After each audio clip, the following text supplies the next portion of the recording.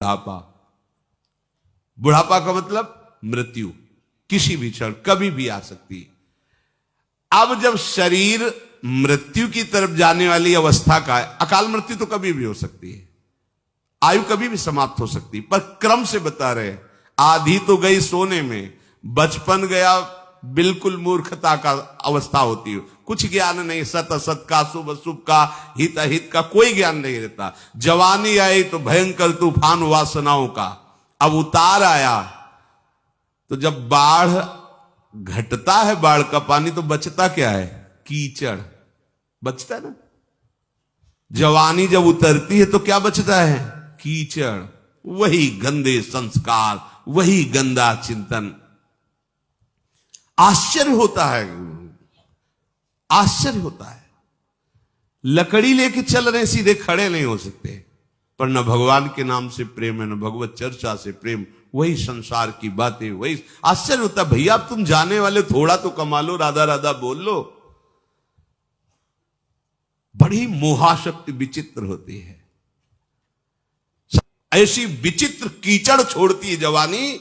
ये कीचड़ है, वो निकल नहीं पा रहा कीचड़ से, मोह का कीचड़, काम का कीचड़।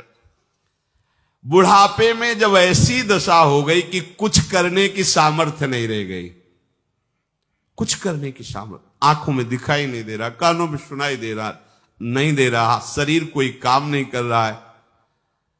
अब वो बैठे बैठे गणित लगाया करता है राग द्वेष की। बहू ऐसा कर रही, लड़का ऐसा कर, जीवन भर कमा के मकान बनाया, हमने पैसा कमाया, और हम ही को, वो हलवा और चाय पी के जाता है, हम मांगते रहते, हमें चाय भी नहीं देता। ऐसे कितनी प्रकार की चिंताएं उस बूढ़े को ग्रसित करके जलाती रहती है, उसी चिंतन में वो मर जाता है। अब क्या मनुष्य शरीर का उसने लाभ लिया? इसी प्रहलाद ही कह रहे।